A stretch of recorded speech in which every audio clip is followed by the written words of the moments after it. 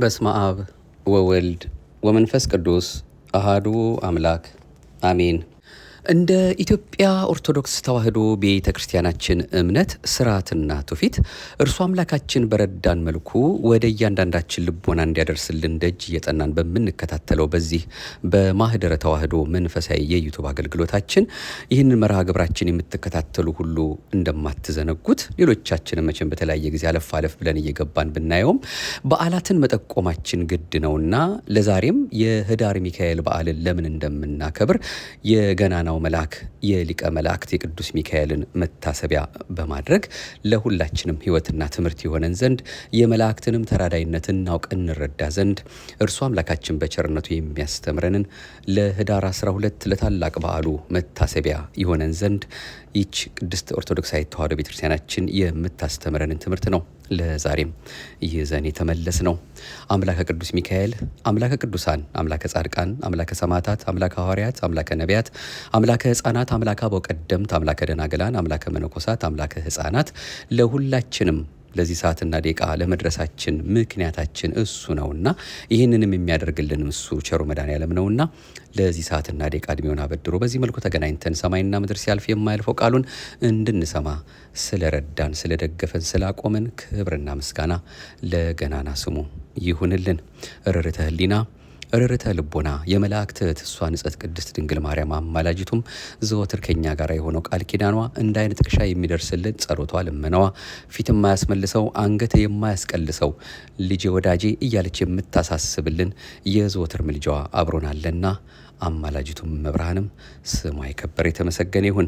በፊቱ ባለሟልነትን አግኝቶ የመላእክት አለቃ አድርጎ የሾመው ሊቀ መላእክት ቅዱስ ሚካኤል እሱ አምላካችን መድኃኒታችን ኢየሱስ ክርስቶስ ፊት ቀርቦ ይለምንልናልና ስለ እሱ መጽሐፍ የሚነግረንን እንዲህ እንከታተላለን። ከሁሉ በማስቀደም መጽሐፈ ስንክሳራችን ህዳር 12ን ምን ብሎ እንደሚነግረን ካየን በኋላ ሌሎች ዘርዘር ያሉ ጉዳዮችን ለመከታተል እንሞክራለን። እንዲህ ይላል መጽሐፈ ስንክሳር። አንድ አምላክ በሚሆን በአብ በወልድ በመንፈስ ቅዱስ ስም ህዳር 12 በዚች ቀን ለሰው ወገን የሚያዝንና የሚራራ በእግዚአብሔር ጌትነት ዙፋን ፊት ሁልጊዜ በመቆም ለፍጥረቱ ሁሉ የሚማልድ የመላእክት አለቃ በሰማያትም ለሚኖሩ ኃይሎች ሁሉ አለቃቸው ለሆነ ለቅዱስ ሚካኤል የበዓሉ መታሰቢያ ነው። ይህም በንጉሥ ጭፍራ አምሳል በታላቅ ክብር ሆኖ የነዌ ልጅ ኢያሱ ያየው ነው። ከእኛ ሰዎች ወገን ነህን ወይስ ከጠላቶቻችን ወገን ነህ አለው። እኔስ የእግዚአብሔር ሰራዊት አለቃ ነኝ፣ አሁንም ወደ አንተ መጥቻለሁ አለው። ኢያሱም ወደ ምድር በግንባሩ ተደፍቶ ሰገደለትና በእኔ በባሪያ ዘንድ ምን አቁመሃል አለው። የእግዚአብሔር የሰራዊቱም አለቃ ሚካኤል ኢያሱን የቆምክባት ምድር የከበረች ቦታ ናትና ጫማህን ከእግርህ አውልቅ አለው። ኢያሱም እንዳለው አደረገ። እግዚአብሔርም ኢያሱን እንዲህ አለው፣ በውስጧ ያለውን ንጉሷን ከኃያላኑና ከአርበኞቹ ጋር በእጃችሁ ኢያሪኮን እነሆ አስገባታለሁ። ይህም የከበረ መልአክ ከቅዱሳን ሰማዕታት ጋር በመሆን ገድላቸውን እስከሚፈጽሙ የሚያጸናቸውና የሚያስታግሳቸው ነው። ስለዚህም ስለ ልዕልናውና ስለ አማላጅነቱ በየወሩ በ12 ቀን ለመታሰቢያው በዓል ተሰራለት። እርሱ ስለኛ የምድሩን ፍሬ ይባርክልን ዘንድ ዝናቡንም በጊዜው እንዲያወርድልን የወንዙንም ውሃ እንዲመላልን ነፋሱንም የምህረት ነፋስ እንዲያደርግልን ሁሉንም የተስተካከለ እንዲያደርግልን ወደ እግዚአብሔር በጸሎት ይማልድልናልና። እንዲህም ሆነ። የእግዚአብሔር ወዳጅ የሆነ ስሙ ዱራታውስ የሚባል አንድ ሰው ነበረ። የሚስቱም ስም ቴዎብስታ ነው። እነርሱም ሁልጊዜ ያለማቋረጥ የዚህን የከበረ መልአክ የሚካኤልን የበዓሉን መታሰቢያ ያደርጉ ነበር። ከዚህም በኋላ በሀገር ውስጥ ችግር በሆነ ጊዜ ገንዘባቸው አለቀ። ለዚህም የመላእክት አለቃ ቅዱስ ሚካኤል ለበዓሉ መታሰቢያ የሚያደርጉት አጡ። ዱራታውስም ሸጦ ለበዓሉ መታሰቢያ ያደርገው ዘንድ የእርሱን ልብስና የሚስቱን ልብስ ይዞ ወጥቶ ሄደ። የመላእክት አለቃ ቅዱስ ሚካኤልም በታላቅ መኮንን አምሳል ለዱራታውስ ተገለጠለት። ወደ ባለጸጎች ሄዶ በእርሱ ዋስትና በ1 ዲናር 1 በግ እንዲወስድ፣ ሁለተኛም ወደ አሳ አጥማጅ ሄዶ 1 አሳ እንዲወስድ፣ ግን መልአኩ ወደ ቤቱ ሳይደርስ የአሳውን ሆድ እንዳይቀድ፣ ወደ ባለ ስንዴም እንዲሄድና የሚሻውን እንዲሁ በእርሱ ዋስትና እንዲወስድ አዘዘው። ዱራታውስም ቅዱስ ሚካኤል እንዳዘዘው አደረገ። ወደ ቤቱም በተመለሰ ጊዜ በረከትን ሁሉ ቤቱ ተሞልቶ አገኘው። እጅግም አደነቀ። አደነቀ። የዚህንም የከበረ መልአክ የበዓሉን መታሰቢያ እንዳስለመደ አደረገ። የተራቡ ድሆችን ሁሉንም ጠርቶ መገባቸውና ወደየቤታቸው አሰናበታቸው። ከዚህም በኋላ ለዱራታዎስና ለሚስቱ ቅዱስ ሚካኤል ሁለተኛ ተገለጠላቸው። ዱራታዎስንም የአሳውን ሆድ እንዲሰነጥቅ አዘዘው። በሰነጠቀውም ጊዜ 300 የወርቅ ዲናር በአሳው ሆድ ውስጥ ተገኘ። ቅዱስ ሚካኤልም ዱራታዎስንና ቴዎብስታን እንዲህ አላቸው፣ ከዚህ ዲናር ወስዳችሁ ለባለ በጉ ለባለ አሳውና ለባለ ስንዴው ዕዳችሁን ክፈሉ። የቀረውም ለፍላጎታችሁ ይሆናችሁ፣ እግዚአብሔር አስቧችኋልና። በጎ ስራችሁም መስዋዕታችሁንና ምጽዋታችሁን አስቦ በዚህ ዓለም አሳምረላችሁ፣ በኋለኛውም መንግሥተ ሰማያት አዘጋጅቶላችኋል። እነርሱም ሲሰሙ ስለዚህ ነገር ደነገጡ። እርሱም ከመከራችሁ ሁሉ ያዳንኳችሁ የመላእክት አለቃ እኔ ሚካኤል ነኝ። መስዋዕታችሁንና ምጽዋታችሁን ወደ እግዚአብሔር ፊት ያሳረኩ እኔ ነኝ። አሁንም በዚህ ዓለም ከበጎ ነገር እንድታጡ አላደርጋችሁም አላቸው። ይህንም ብሎ ወደ ሰማያት ወጣ። እነርሱም ሰገዱለት። ተአምራቱም የማይቆጠር ብዙ ነው። ለእግዚአብሔር ምስጋና ይሁን። እኛንም በዚህ በከበረ መልአክ ጸሎትና አማላጅነት ይማረን ለዘላለሙ አሜን። ሌላው በዚህ በኅዳር 12 በዚችም ዕለት የመጥምቁ ዮሐንስ ራስ በደብረ ማህው የታየችበት ነው። በረከቱም ከኛ ጋር ትኑር ለዘላለሙ አሜን። በዚችም ቀን የኢትዮጵያ ንጉሥ የጻድቁ በዕደ ማርያም የዕረፍቱ መታሰቢያ ነው። በዚችም ቀን ለአባቶች ሊቃነ ጳጳሳት 63ኛ የሆነ የእስክንድሪያ አገር ሊቀ ጳጳሳት ቅዱስ አባ ፊላታዎስ አረፈ እያለን ነው። እንግዲህ ለእግዚአብሔር ምስጋና ይሁን። እኛንም በእነዚህ ሁሉ ቅዱሳን ጸሎት ይማረን፣ በረከታቸውም ከሁላችን ጋር ለዘላለሙ ይኑር አሜን። እንግዲህ ከብዙ በጥቂቱ የሊቀ መላእክት የቅዱስ ሚካኤልን በዓል መጽሐፈ ስንክሳራችን በዚህ መልኩ ከገለጸልን፣ ሰፋ አድርገን ደግሞ ሊቀ መላእክት ቅዱስ ሚካኤል በመጽሐፍ ቅዱስም ሆነ ከበዓሉ ጋር የተያያዙ ሌሎችም ልናስባቸው የሚገቡ በርካታ ነጥቦችን በመቀጠል እንዲሁ ምንጭ ጠቅሰን ማየታችንን እንቀጥላለን። መጋቤ ሐዲስ ዶክተር ሮዳስ ታደሰ በአንድ ወቅት ስለ ሊቀ መላእክት ቅዱስ ሚካኤል የጻፉትን እንዲህ እንከታተል። መልአክ የሚለው ቃል የግዕዝ ቃል ሲሆን ለአከ ማለት ላከ ማለት ነው። ስለዚህ መልአክ ማለት መልእክተኛ ማለት ነው። ይኸውም ሰው የጸለየውን ጸሎት ያቀረበውን መስዋዕት ወደ እግዚአብሔር የሚያቀርቡ የእግዚአብሔርን ምሕረት ወደ ሰው የሚያመላልሱ ስለሆነ የተሰጣቸው ስያሜ ነው። ልዑል እግዚአብሔር ሰባቱን ሰማያት ከፈጠረ በኋላ በዚያው በዕለተ እሑድ መላእክትን እምኀበ አልቦ ሀበቦ ካለ መኖር ወደ መኖር ማእምራን ወይም አዋቂዎች፣ ለባውያን፣ አስተዋዮች አድርጎ ፈጠራቸው ወይም ፈጥሯቸዋል። ከነዚህ መላእክት ውስጥ አንደኛውና የመላእክት አለቃ የሆነው ቅዱስ ሚካኤል ነው። ቅዱስ ሚካኤል የሚመራቸው ነገደ ኃይላት የሚባሉ በኢዮር ሰማይ የሚኖሩ መላእክትን ነው። ሊቁ ቅዱስ ኤጲፋኒዎስም በስነ ፍጥረት መጽሐፉ ላይ ይህንኑ ሲናገር አራተኛው 10ሩን ነገድ ስማቸውን ኃይላት ሲላቸው፣ እነዚህም ባለሰይፍ ሲሆኑ የእግዚአብሔርን ወዳጆች ሲጠብቁ ጠላቶቹን ይቀጣሉ። የእነዚህ ነገደ መላእክት አለቃቸው ቅዱስ ሚካኤል ሲሆን በኢዮር በአራተኛው ከተማ አስፍሯቸዋል እንዲል ሳጥናኤል እኔ ፈጣሪ ነኝ ብሎ የክደት ንግግርን በተናገረ ጊዜ አስቀድሞ ሰራዊቱን በመያዝ ከነገደ ዲያብሎስ ጋር የተዋጋ መልአክ ነውና ዮሐንስም ስለ ቅዱስ ሚካኤል ኃያልነት በራእየ ዮሐንስ ምዕራፍ 12 ቁጥር 7-9 ላይ እንዲህ ብሎለታል። በሰማይም ሰልፍ ሆነ፣ ሚካኤልና መላእክቱ ዘንዶውን ተዋጉ፣ ዘንዶውም ከመላእክቱ ጋር ተዋጋ፣ አልቻላቸውምም። ከዚያም ወዲያ በሰማይ ስፍራ አልተገኘላቸውም። ዓለሙንም ሁሉ የሚያስተው ዲያብሎስና ሰይጣን የሚባለው ታላቁ ዘንዶ እርሱም የቀደመው እባብ ተጣለ፣ ወደ ምድር ተጣለ፣ መላእክቱም ከእርሱ ጋር ተጣሉ በማለት ዲያብሎስን የተፋለመ መልአክ መሆኑን ገልጾታል። በዚህም መልአከ ኃይል ተብሏል። የ99 ነገደ መላእክት አለቃ ስለሆነው ስለ ቅዱስ ሚካኤል ክብር፣ ውበት፣ ምልጃ ማኅቶተ ቤተ ክርስቲያን ቅዱስ ያሬድ በመጽሐፈ ድጓው እንዲህ ብሏል። ክብረ ሚካኤል ናሁ ታአውቀ ብሎ በተናገረበት ማለት ነው። የሚካኤል ክብር እነሆ አሁን ታወቀ፣ በትህትናውም ፈጽሞ ላቀ፣ ከፍ ከፍ አለ። በአእላፍ ነገደ መላእክት ላይ አለቃን የተባለ መብረቅን የሚጎናጸፍ እርሱ ጽድቅን ይለምናል ይላል። የ99 ነገደ መላእክት አለቃ ከመሆኑ ጋር ይልቁኑ ዮሐንስ በራእዩ በምዕራፍ 8 ቁጥር 2 ላይ በእግዚአብሔርም ፊት የሚቆሙትን 7ቱን መላእክት አየው፣ 7ም መለከት ተሰጣቸው ካላቸው ከ7ቱ ሊቃነ መላእክት በመጀመሪያ የሚጠቀሰው ቅዱስ ሚካኤል ነውና ሊቁ እስመ እምአፉሁ ይወጽእ ነጎድጓድ ብሎ በተናገረውም ሲናገር የወልድ አገልጋዩ ሚካኤል ነው፣ በዙሪያው ሁሉ ካሉት ከሊቃነ መላእክት ይበልጣል። የክንፉ መልክ ነበልባላዊ እሳትን ያቃጥላል፣ ካንደበቱ ነጎድጓድ ይወጣልና ብሏል። እንዲሁም አበዮ ንጉሠ ስብሐት በሚለውም የምስጋና ባለቤት ክርስቶስ ለመላእክት ጭፍሮች አለቃቸው የሆነ ስለ ምሕረት የሚማልድ የመላእክት አለቃ ሚካኤልን ከፍ ከፍ አደረገው በማለት ይጠቅሰዋል። የስሙ ትርጓሜን ስንመለከት ሚካኤል ማለት ቃሉ የዕብራይስጥ ሲሆን ሚ ማለት ማን፣ ካ እንደ ኤል አምላክ ማለት ነውና ሚካኤል ማለት መኑ ከመ አምላክ ማን እንደ አምላክ ማለት ነው። የመልካ ሚካኤል ደራሲም ይህንን ይዞ ሰላም ለዝክረ ስምከ ምስለ ስም ልዑለ ዘተሳተፈ ባለው በተናገረውም የያሬድ ልጅ ሄኖክ እንደጻፈው ከልዑል ስም ጋር ለተባበረ ስም አጠራርህ ሰላምታ ይገባል ይለዋል።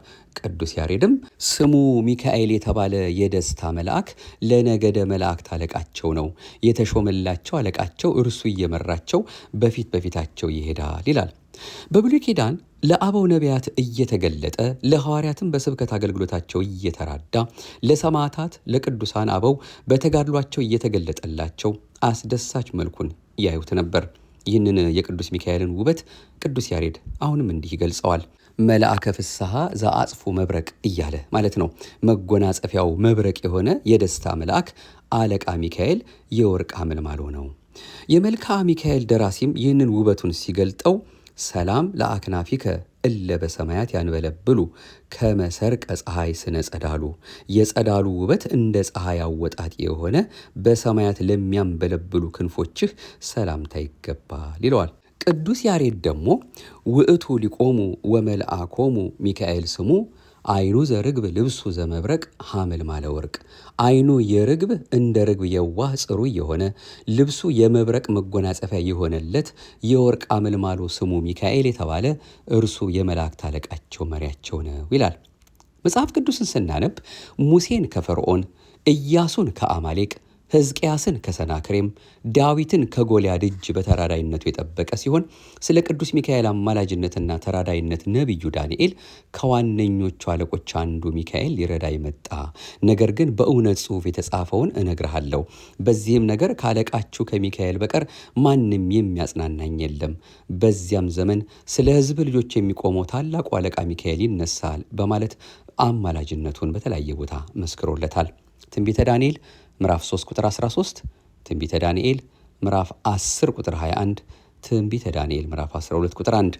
የቅዱስ ሚካኤል ተራዳይነትና አማላጅነት ቅዱስ ያሬድ እንዲህ ይገልጠዋል።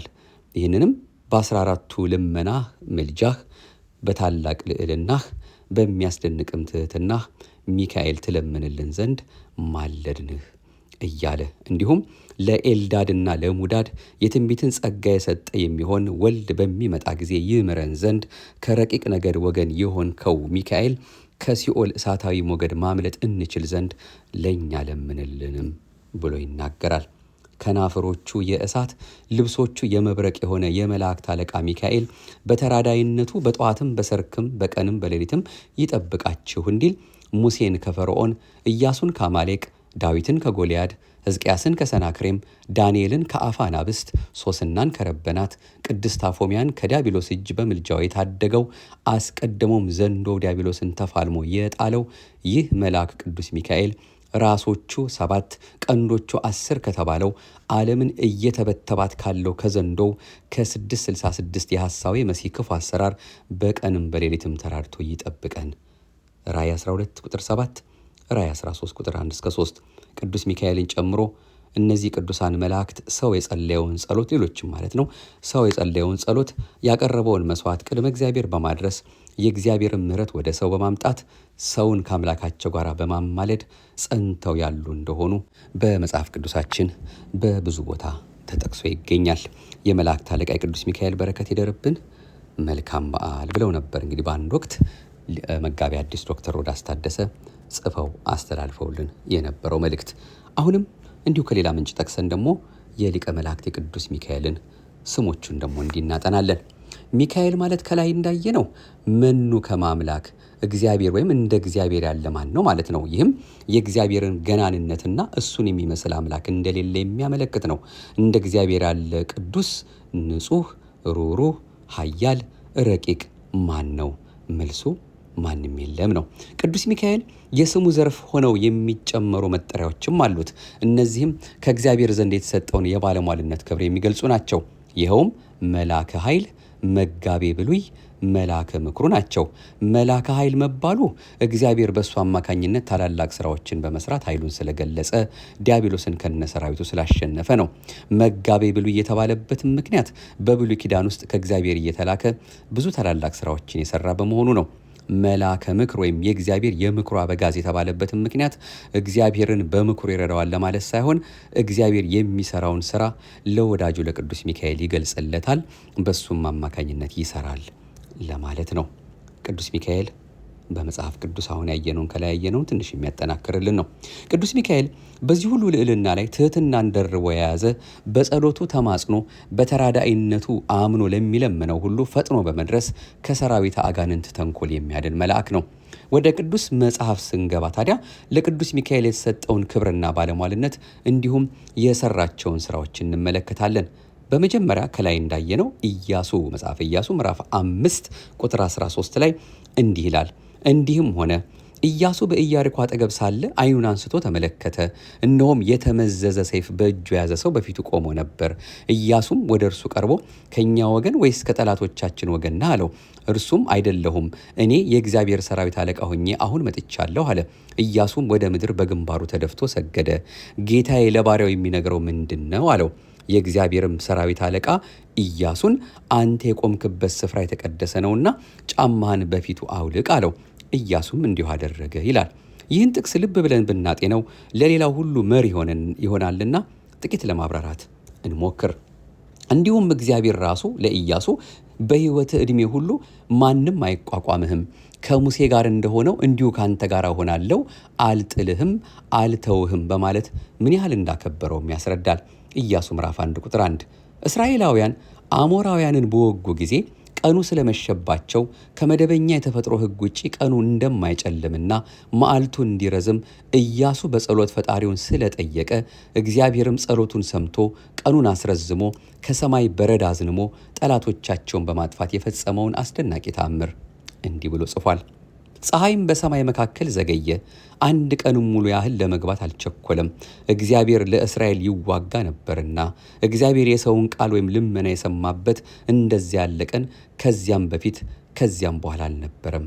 ኢያሱ ምዕራፍ 10 ቁጥር 12 እንዲህ በማለት ተገልጿል።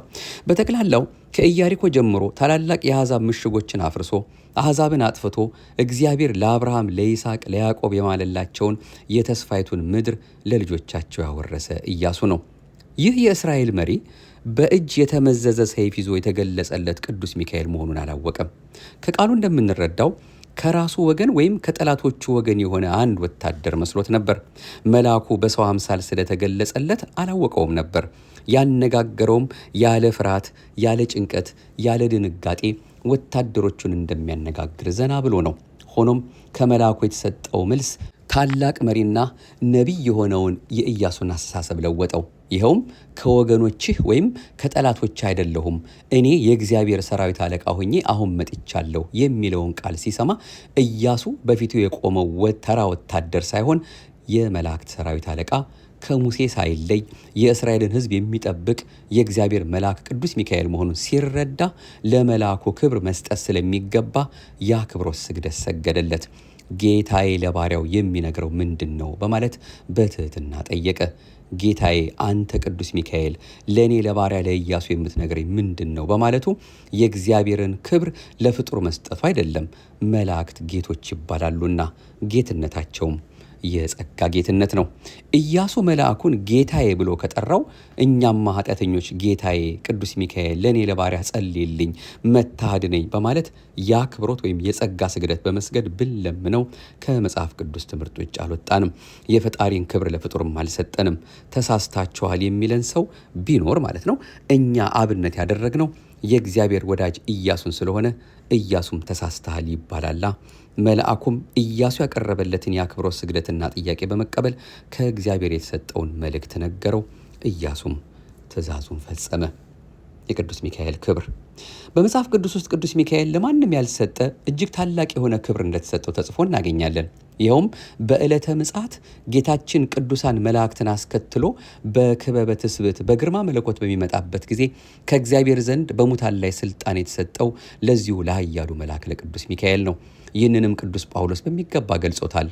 እነሆ አንድ ምስጢር እነግራችኋለሁ፣ ሁላችን አናንቀላፋም፣ ነገር ግን የኋለኛው መለከት ሲነፋ ሁላችን በድንገት በቅጽበት ዓይን እንለወጣለን። መለከት ይነፋል፣ ሙታንም የማይበሰብሱ ሆነው ይነሳሉ፣ እኛም እንለወጣለን ይላል አንደኛ ቆሮንቶስ ምዕራፍ 15 ቁጥር 51። ከዚሁ ጋር በተጨማሪ በጌታ ቃል የምንላቸው ይህ ነውና እኛ ሕያዋን ሆነን ጌታ እስኪመጣ ድረስ የምንቀር ያንቀላፉትን አንቀድምም። ጌታ ራሱ በትእዛዝ በመላእክትም አለቃ ድምፅ በእግዚአብሔር መለከት ከሰማይ ይወርዳልና በክርስቶስ የሞቱ አስቀድሞ ይነሳሉ በማለት በዕለተ ምጽአት ምን ያህል ክብርና ጌትነት እንደሚሰጠው ይገልጽልናል። አንደኛ ተሰሎንቄ ምዕራፍ 4 ቁጥር 15። እንግዲህ ከብዙ በጥቂቱ ከቅዱስ ሚካኤል ሊቀ መላእክት ጋር በተያያዘ ከዚያም ወደ እናንተ እንድናደርስ እግዚአብሔር ያሳሰበን መልእክቶች እነዚህ ናቸው። ገና ብዙ ማለት ይቻላል እና አሁንም ደግሞ እንዲሁ ገልበጥ ስናደርግ ሌላ መልእክት አገኘን። በተለይ ይህ ህዳር 12 ሲመቱ የተሾመበት ነውና ያን በተመለከተ ደግሞ አንድ መልእክት እንድንከታተል።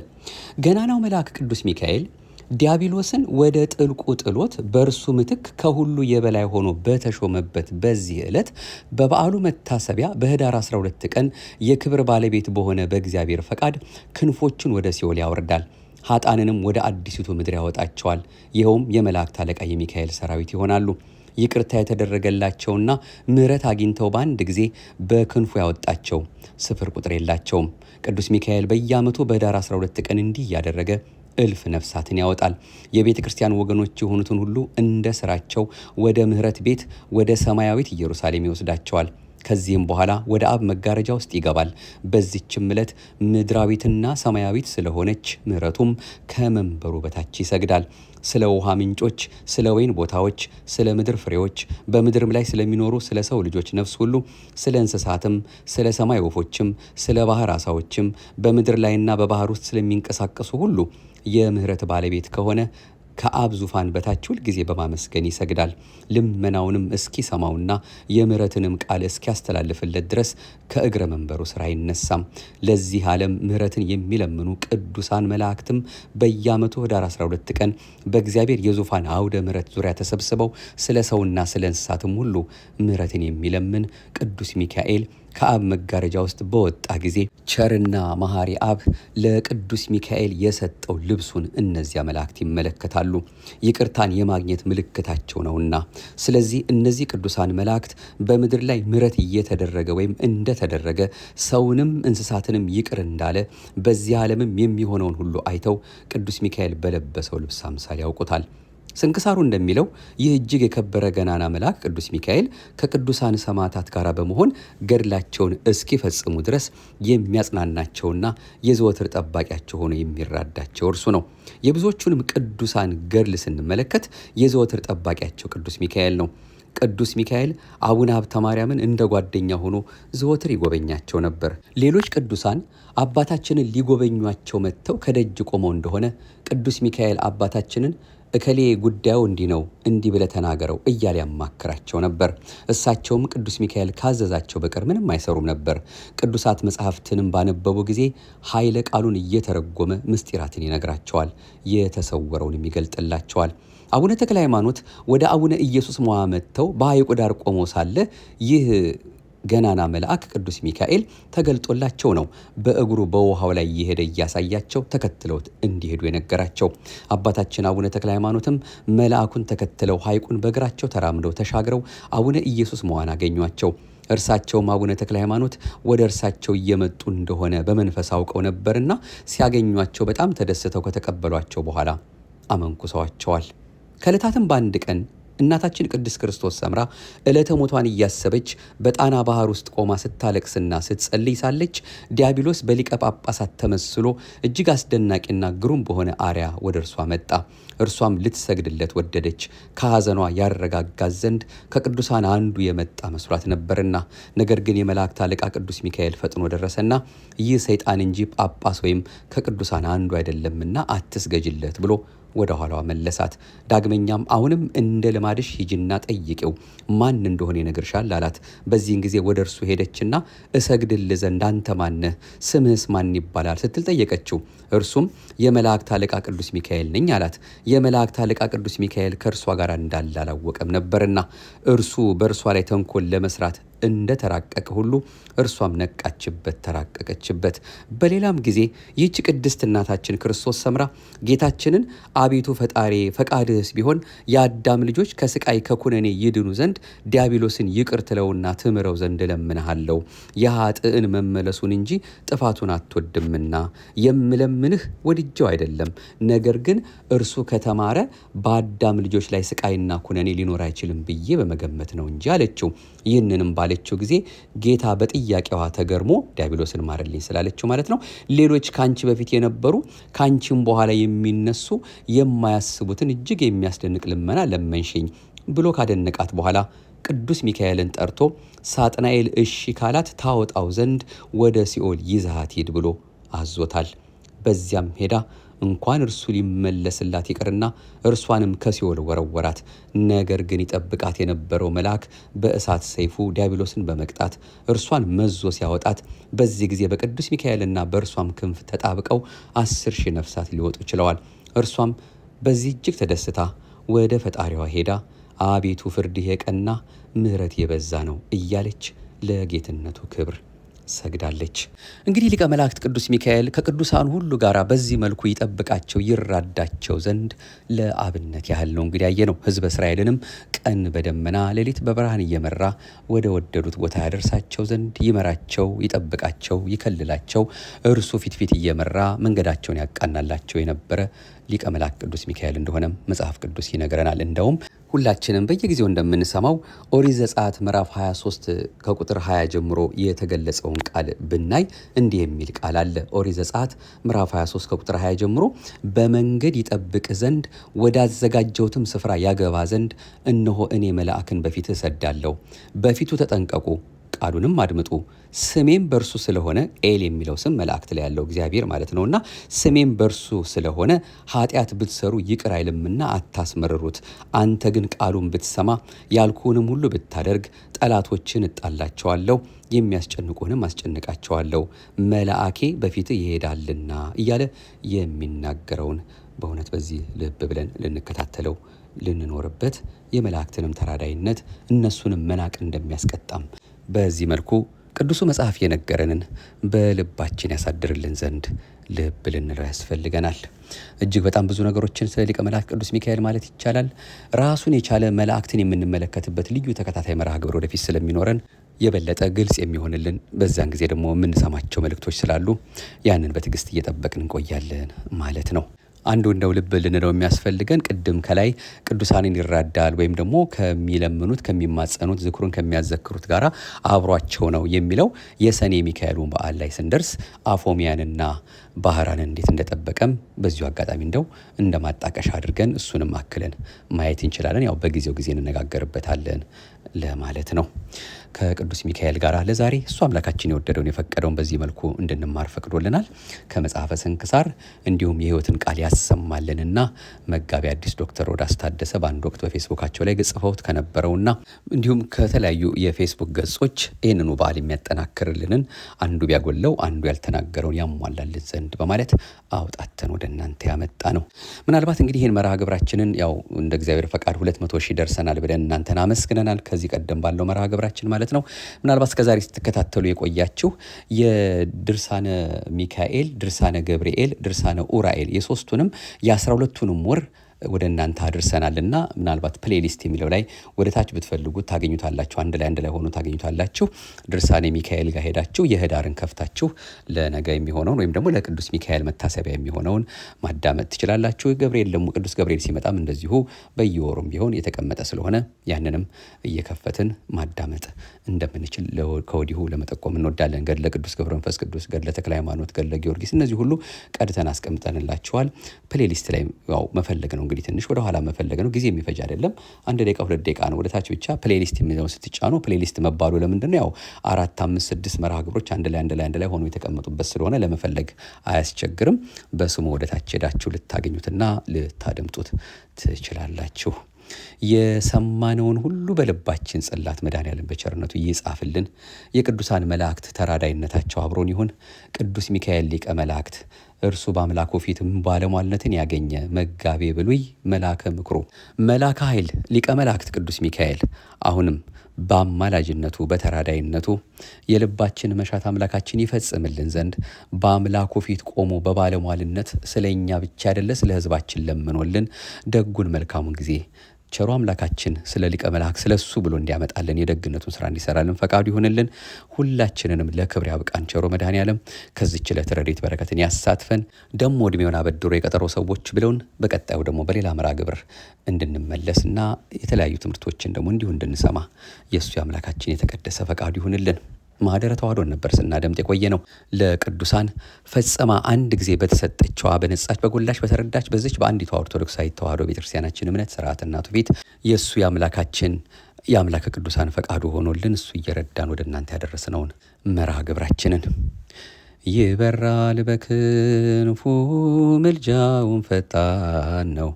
የአምላክ ስም አለበት ስሙ ሚካኤል ነው። ያሳደገኝ መልአክ ዛሬም ከኔ ጋር ነው። ያሳደገኝ መልአክ ዛሬም ከኔ ጋር ነው። ይበራል በክንፉ ምልጃውን ፈጣን ነው። የአምላክ ስም አለበት ስሙ ሚካኤል ነው። ያሳደገኝ መልአክ ዛሬም ከኔ ጋር ነው። ያሳደገኝ መልአክ ዛሬም ከኔ ጋር ነው። እናንተ ሙሉውን እንግዲህ መቼስ በዩቱብ ከፍታችሁ ትሰሙታላችሁ ብለን ተስፋ እናደርጋለን። ዛሬ ስለ ቅዱስ ሚካኤል የሚዘመርበት ቀን ሆኖ ይውላል። እንግዲህ አምላካችን አሁንም የመልአኩን ተራዳይነት ከሁላችን ጋር ያድርግልን።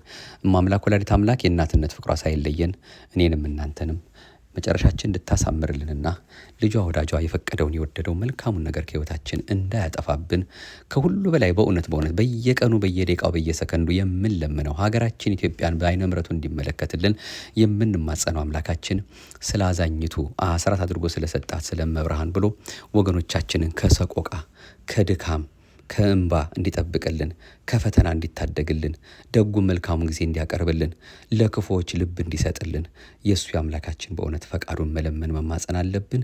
አሁንም አምላካችን ሀገራችንን ሕዝባችንን የተዋህዶ እምነት ተከታዮች በተለያየ መልኩ በእውነት ፈተና ውስጥ ያሉ ወገኖቻችን ሁሉ ወደ ረፍት ወደብ ወደ ረፍት ከተማ ወደ ረፍት ሕይወት እንዲያመጣልንና መልካሙን ደጉን ጊዜ እንዲያቀርብልን የእሱ የአምላካችን አሁንም የተቀደሰ ፈቃዱ ይሁንልን። ይህን መርሃ ግብራችን እንግዲህ እንደሱ እንደ አምላካችን ፈቃድ ሰብስክራይብ ያላደረጋችሁ እያደረጋችሁ ወይም ደግሞ ለሌላውም ሰውም እያካፈላችሁ ይችን እምነት በተለያየ መልኩ የምታስተምረንን አንዳችም ነገር የማይወጣላትን እኛ ራሳችን እንጠቀምባት እናተርፍባት እንጂ ምንም የሚጎልባት የሌላትን ይችን የተዋህዶ እምነታችንን ለሚያደምጡ ሁሉ ማዳረሳችሁ እንዳትረሱብን ከወዲሁ ለመጠቆም እንወዳለን። አሜን። ይቆየን። የቀጠሮ ሰዎች ይበለን። ዲያቆን ጥበበ ማሞ ነበርኩ እንደ እግዚአብሔር ፈቃድ ወደ እናንተ ይህን መልእክት ሳደርሳቸው የቆየሁት። ለክስ ለወቀሳ ለመፈራረጃ አያርግብን። የመላእክትን ጥበቃ ከሁላችን አያርቅብን። አሜን። ይቆየን። የቀጠሮ ሰዎች ይበለን።